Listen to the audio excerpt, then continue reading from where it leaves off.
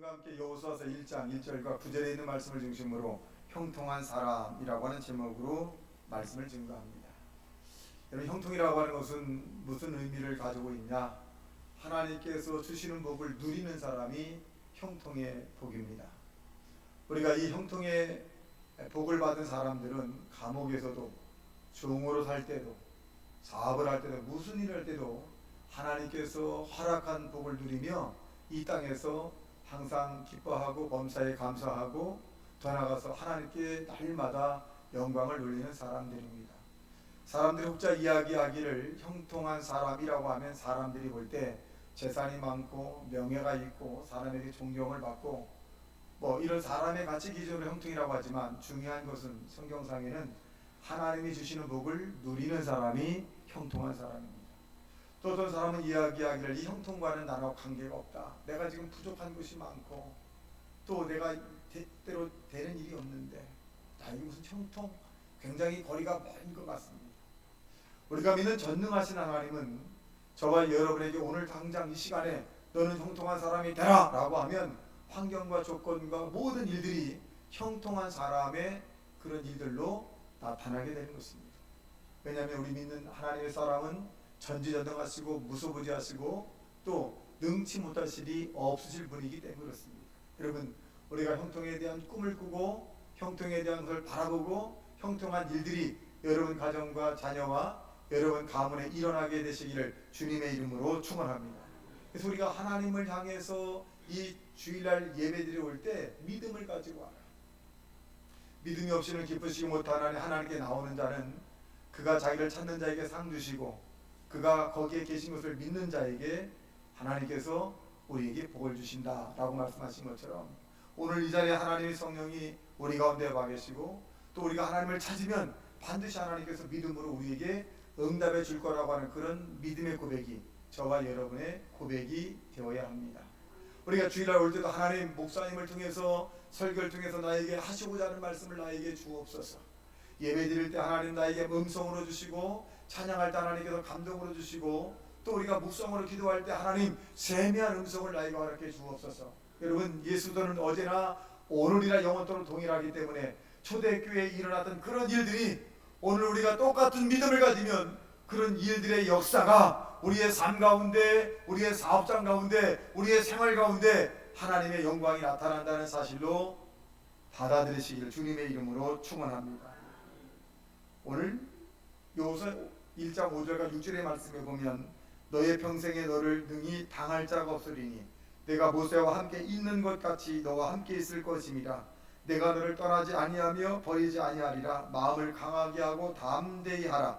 너는 이 백성으로 내가 그 조상에게 맹세하여 주리라 한 땅을 얻게 하리라. 이 말씀은 바로 이 모세의 뒤를 이은 여호수아에게 하나님께서 직접 하신 말씀입니다. 어떤 사람이었길래, 어떻게 행한 사람이었길래 하나님께서는 이 여호수아에게 형통한 사람이라고 복을 주셨을까? 우리가 믿는, 우리가 아는 요셉이라고 하는 사람은 종으로서도 또 감옥에 갇혀 있을 때도 하나님이 함께함으로 형통한 사람이다 이렇게 인정을 받았습니다. 여러분, 저와 여러분이 어느 곳에 가든지 무슨 일 하든지 간에 하나님과 동행함으로 형통한 사람이라고 다른 사람들이 여러분을 인정하는 자 되시길 주님의 이름으로 축원합니다. 첫째로 형통한 사람은 어떤 사람일까요? 말씀을 믿는 사람입니다. 오늘 본문에 보면 하나님께서 여호수아에게 1장 1절과 4절에 보면 이 여호수아에게 하나님 말씀을 주십니다. 여호와의 종 모세가 죽은 후에 여호와께서 모세의 수종자 눈의 아들 여호수아에게 말씀하여 이르시되 내 종 모세가 죽었으니 이제 너는 네 모든 백성과 더불어 일어나 이 요단을 건너 내가 그들 곧 이스라엘 자손에게 주는 그 땅으로 가라. 내가 모세에게 말한 바와 같이 너희 발바닥으로 밟는 곳은 모두 내가 너희에게 주었노니 곧 광야와 이 네바론에서부터 큰 강 곧 유브라데 강까지니 해쪽 속의 온 땅과 또 해지는 쪽 대해까지 너희의 영토가 되리라. 여러분, 이처럼 하나님께서 이 여호수아에게 내가 밟는 발바닥 모든 것을 너에게 줄 것이다 이렇게 말씀을 했습니다. 여러분, 이 말씀을 이 여호수아가 믿습니다. 눈에 아무 증거 안 보이고 손에 잡히는 거 없고 귀에 들리는 소문 없다 할지라도 이 모세는 하나님의 말씀을 붙잡고 이스라엘 백성들을 진두지휘해 나가기 시작을 합니다. 여러분, 이 모세의 뒤를 이은 이 여호수아가 이 이스라엘 백성들을 진두지휘해 나갈 때 하나님께서는 여러분 기묘막측한 놀라운 일들로 이스라엘 백성들을 이 모세의 후계자 여호수아를 통해서 이끌어 나가는 것을 알 수 있습니다. 그러므로 저와 여러분이 하나님 말씀을 믿으시기를 주님의 이름으로 축원합니다. 우리가 형통한 사람이 되지 못하는 이유 가운데 몇 가지 것은 뭐냐면 모든 일에 성령보다 앞서기 때문에 그래요. 기도하지 않고 시작하기 때문에 형통한 일이 안 생깁니다. 또 나가서 우리가 말씀보다 앞서기 때문에 문제예요. 또 더 나가서 우리가 내 의를 앞세우기 때문에 문제가 되는 것입니다. 여러분, 내 의보다는 하나님의 의, 내 영광보다 하나님의 영광, 내 뜻보다 하나님의 뜻, 그리고 기도보다 하나님이 원하시는 그런 삶을 여러분 앞서는 믿음의 하나님의 사람이 될 때 형통의 사람이다, 이렇게 표현해 주고 있습니다. 그러면 저와 여러분이 하나님의 뜻을, 하나님이 주시는 복을 넉넉히 누리는 하나님의 사람이 되기 위해서는 하나님의 말씀을 믿어야 돼요. 하나님은 전능하신 분이고 불가능을 가능케 하시고 안 되는 걸 되게 하고 어떤 병이든지 하나님께서 고치시고, 그리고 가난한 자에게 하나님께서 복을 주어 하나님께서 장성한 믿음의 사람으로 만들어 주신다. 여러분, 이러한 일들이 나에게는 일어나지 않는 것이 아니라 나에게도 일어날 수 있다. 나를 하나님께서 선택하셨다. 나를 통해 주님이 영광을 받으실 거다 라고 하는 그런 하나님의 살아계신 말씀을 믿는 저와 여러분 되시길 주님의 이름으로 축원합니다. 열왕기사 4장 1절과 7절의 말씀에 보면 엘리사가 신학교를 하는 데 있어서 거기에 선지 생도가 있었습니다. 이 선지 생도가 그만 이 아내와 두 아들을 놓고 세상을 떠났습니다. 근데 나중에 알고 보니까 이 선지 생도가 이 남긴 것이 있는데 그건 뭐냐면 빚을 어마어마하게 많이 남겼어요. 그래서 이 아내가 알고 보니까 너무너무 큰 빚이야. 자기 감당하기 너무 힘든 거예요. 그래서 이 아내가 수소문 끝에 선지 생도의 선생이신 엘리사를 찾아옵니다. 그리고 엘리사 선생이요, 내 남편이 죽었습니다.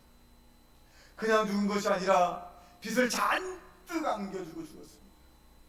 나는 살 길이 막막할 뿐만 아니라 체주들이 와서 맨날 몇 시까지 그 빚을 갚지 않으면 저희에게 아들 둘이 있는데 이 아들들을 종으로 데리고 간다고 합니다.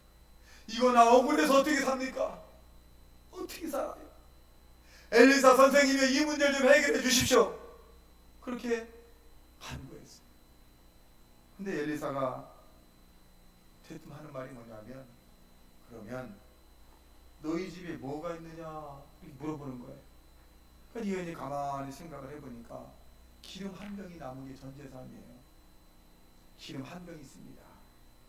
그랬더니 이 엘리사가 하는 말이 뭐냐, 그럼 집에 돌아가서 동네 사람들에게 가서 빈 그릇을 잔뜩 있는 만큼 다 빌려라. 그리고 문을 닫고 그 남아있는 기름을 빈 그릇에 쏟아놔라. 그리고 그 기름을 팔아서 생활하고 살아라. 여러분, 지금 이 여인은 엘리사에게 지금 물질을 달라는 거예요.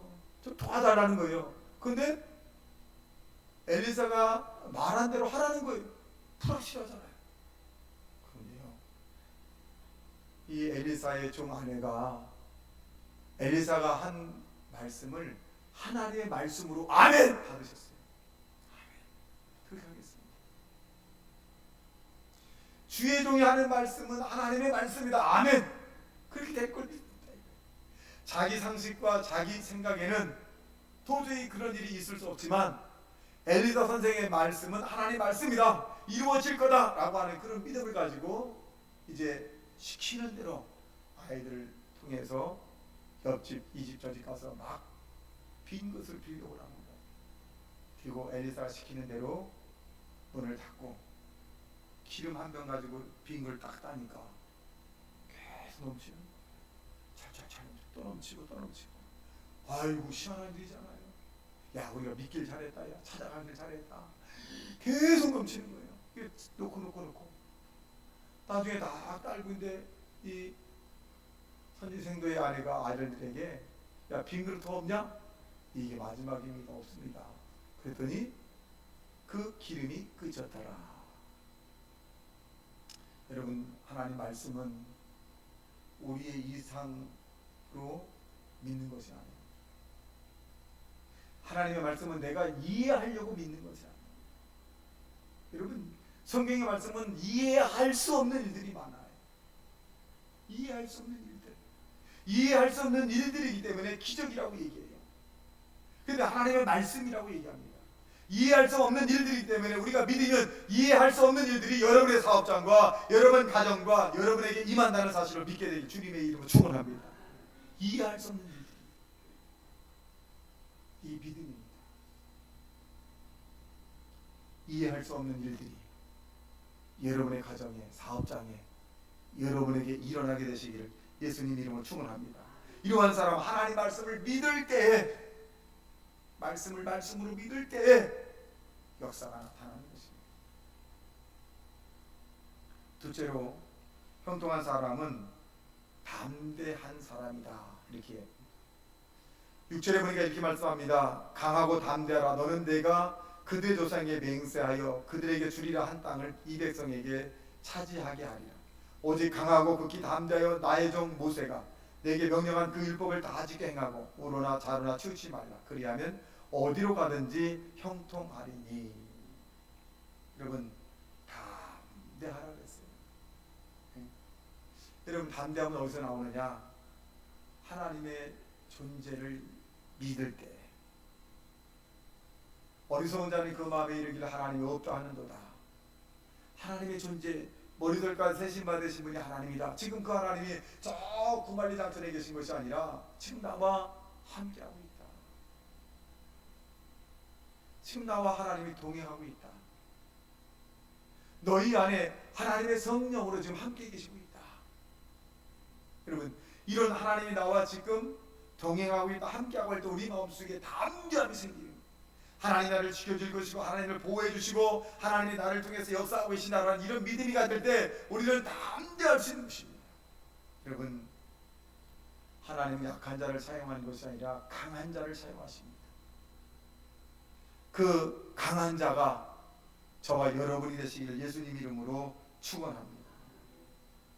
손에는 잡히는 거 없고 귀에는 들리는 거 없고 눈에는 보이는 거 없다 할지라도 하나님의 말씀만을 믿고 나아가는 거예요.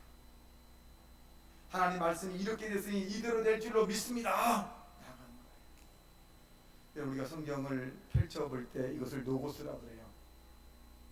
하나님 말씀을 읽을 때 이 말씀이 튀어나오고 설교 들을 때 저 말씀이 나에게 하는 말씀 같고 찬양을 부를 때 이 찬양이 나에게 하는 것 같고 이럴 때 이것을 뇌마로 부릅니다. 뇌마로 받았을 때 그 행하면 내 믿음대로 될지어다 기적이 일어나는 것이 이게 뇌마예요. 베드로가 칠흑같이 어두울 때에 배를 타고 가는데 갑자기 배 밖에 유령 같은 이가 딱 나타났어요. 얼마나 무섭겠어요, 밤에. 그래서 이 베드로를 가만히 보니까 예수님 같기도 하고 유령 같기도 해요. 그래서 이 베드로가 소리칩니다. 거기 만일 유령이면 사라지고 예수님이라면 나로 오게 하여 주소서. 그래요. 그러니까 보니까 예수님이시야. 예수님이 베드로에게 내니 이리 오라. 이 베드로가 물 위를 걷고 오시는 예수님 보니까 자기도 뭔가 끌어올라요. 그래서 예수님이 오라고 하니까 배에 한 발자국 딱 뛰어서 바다를 딱 디디니까 안 떨어지는 거예요. 두 발, 세 발, 네 발 들어도 안 떨어지는 거예요. 야, 이 희한하다. 누가 근데 이걸 봐줬으면 좋겠다. 그런 다음에 이 베드로가 바람이 부는 걸 보고 바람 불면 빠질 텐데 퐁당 빠져버렸어요. 예수님께서 왜 바람을 보고 의심하였느냐. 이 베드로가 물에 빠져가지고 예수님 살려주십시오. 살려주십시오. 나 죽게 생겼습니다. 예수님 건져주셨잖아요. 그래서 예수님은 왜 의심하였느냐 라고 말씀합니다. 이 믿음을 갖지 않았느냐? 우리는 강하고 담대한 하나님의 사람이 되려면 주님만을 바라봐야 합니다. 사람을 바라보지 말고 믿음의 온전케 하시는 예수를 바라보고 감각을, 주변 환경을 또는 사람을 두려워해서는 안 됩니다. 하나님 여러분과 함께하는 그 사람은 아무것도 아닙니다. 여러분을 돕는 자가 된다는 사실로 받아들여 사람과 환경과 조건을 두려워하거나 무서워하지 않는 하나님의 사람이 되시길 예수님 이름으로 축원합니다. 히브리 13장 5절과 6절의 말씀에 보면 돈을 사랑치 말고 있는 바를 족한 줄로 알아 그가 친히 말씀하시기를 내가 과연 너를 버리지 아니하고 과연 너희를 떠나지 아니하리라 하셨느니라. 그러므로 우리가 담대히 가로되 주는 나를 돕는 자시니 저가 무서워 아니하겠노라. 사람이 내게 어찌하리요? 주는 나를 돕는 자다 이거예요. 망할 것 같으나 망하지 않습니다. 엎어질 것 같으나 엎어지지 않습니다. 쓰러질 것 같으나 쓰러지지 않습니다. 여러분, 하나님이 저와 여러분과 함께하는 한 사람들이 보는 시각에서는 망할 것 같고 쓰러질 것 같고 멸망될 것 같지만 하나님 우리와 함께하면 절대로 쓰러지지 아니하고 일으켜 세워 하나님의 영광으로 나타난다는 사실을 믿게 되길 예수님 이름으로 축원합니다. 그럼 우리가 강하고 담대히 죽든지 살든지 망하든지 흥하든지 내 안에서 예수 그리스도가 영광을 받으시로다. 강하고 담대히 우리가 하나님 앞에 강하고 담대한 성령의 충만함을 받아야 합니다. 기도하지 않고는 강하고 담대함의 역사가 일어나지 않습니다. 기도하지 않고는 하나님의 보좌를 움직일 수가 없습니다. 기도하지 않고는 여러분의 사업장을 하나님이 축복할 수 없어요. 기도하지 않고는 여러분의 원수 같은 사람의 마음을 움직일 수가 없어요.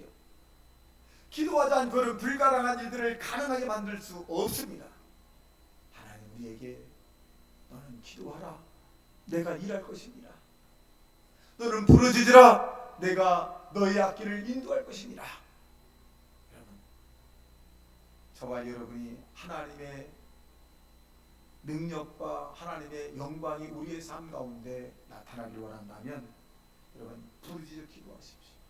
그러면 담대함이 생깁니다. 기도하지 않고는 담대함이 생겨날 수가 없어요. 두려워 말라 놀라지 말라 내가 너의 하나님 됨이니라. 내가 너를 굳세게 하리라. 내가 너를 도와주리라. 내가 너를 참으로 나의 의로운 오른손으로 내가 너를 붙들어 주리라.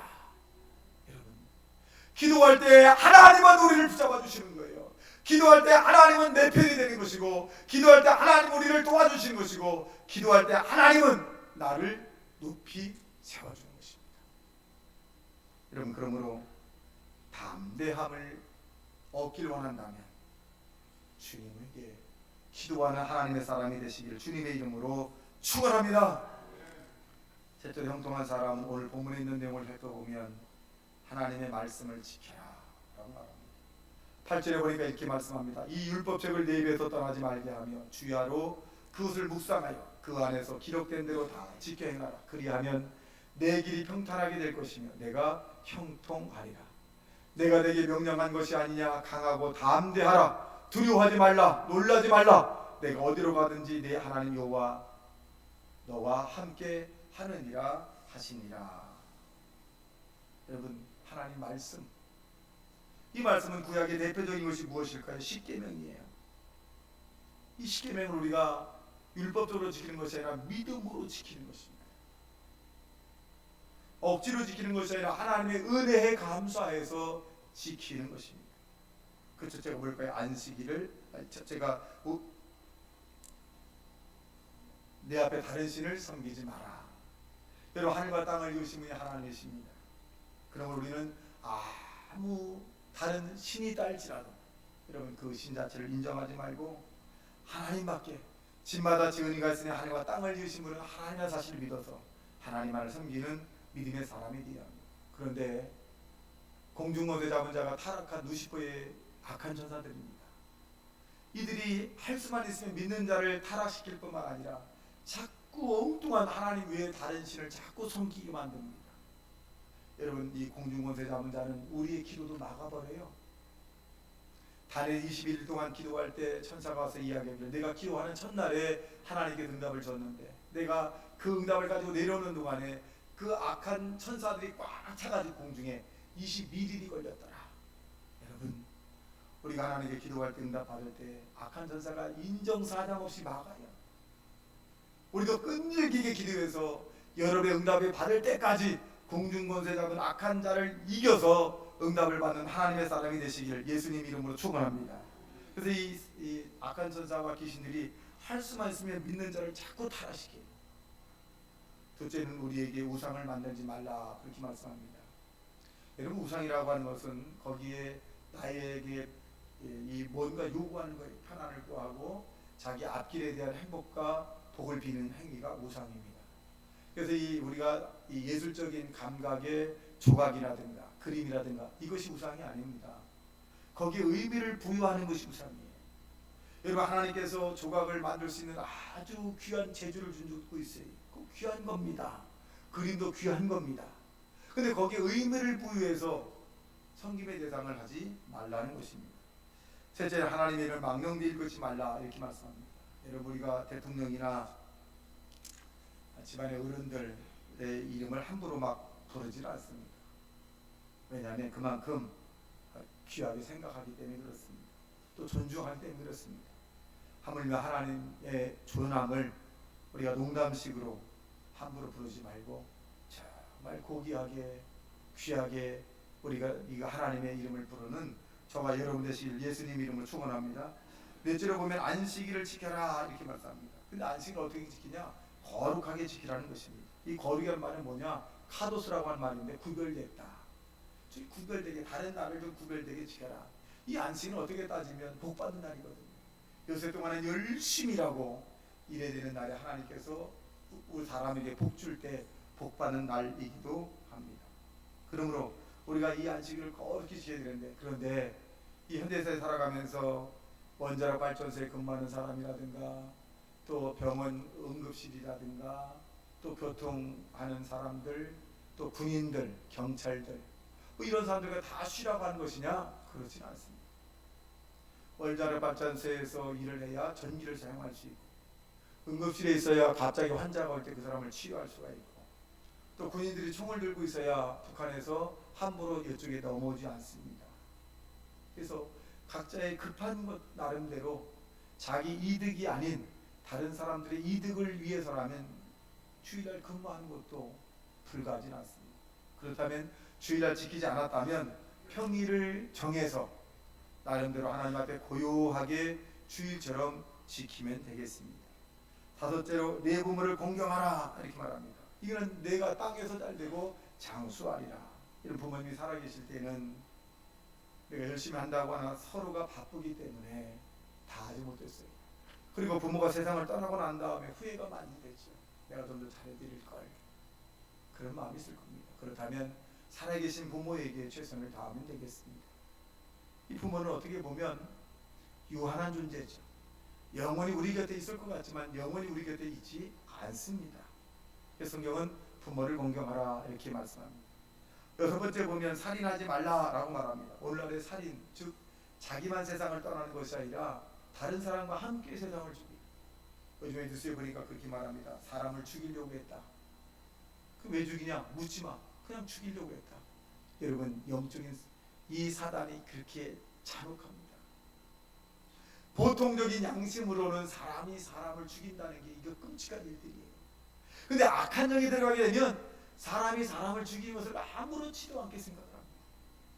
여러분, 점점 이런 극악무도한 악한 사단의 세력들이 더 사람들을 잡아서 포로로 돼서 그렇게 될 것입니다. 우리는 그러한 일들이 일어나지 않도록 깨어서 기도해야 돼요.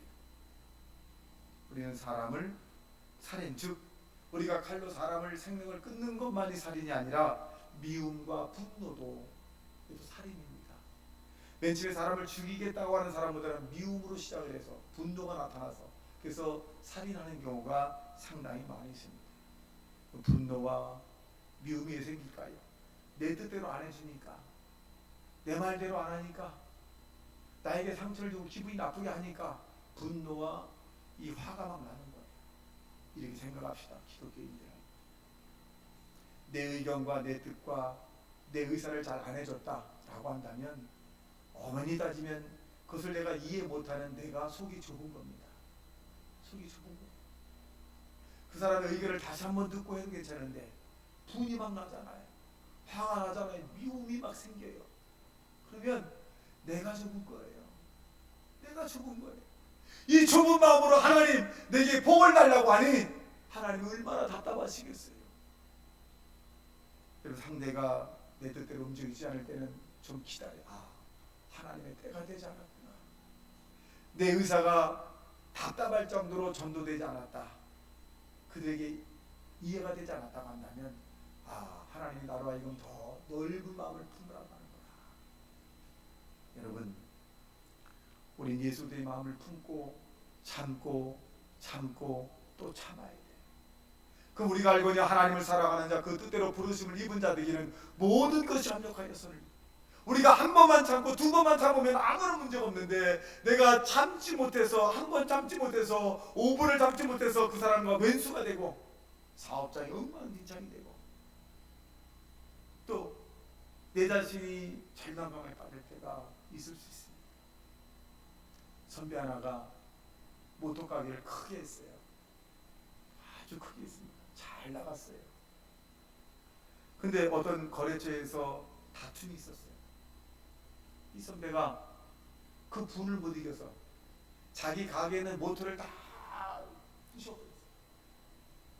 그 분을 못 이긴 거예요. 내가 이 사업 안 하고만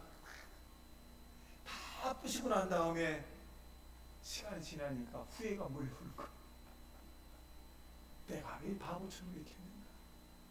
그 사람이 그렇게 한다고 내 사업장이 다 망가졌으니 손해가 이만저만 아니잖아. 그게 뭘까요? 분노예요. 욱하는 거, 욱성심. 내가 안 하면 그만이고 말이야. 여러분, 이 욱이 우리의 인생을 망가뜨리게 만듭니다. 이 욱이 사람의 관계를 깨뜨리고, 이 욱이 하나님 관계를 깨뜨리고, 이 욱이 그 사람을 멸망의 길로 빠지게 만들어요. 얼마나 힘들겠어요, 복구하려면. 그 선배요, 엄청난 고생을.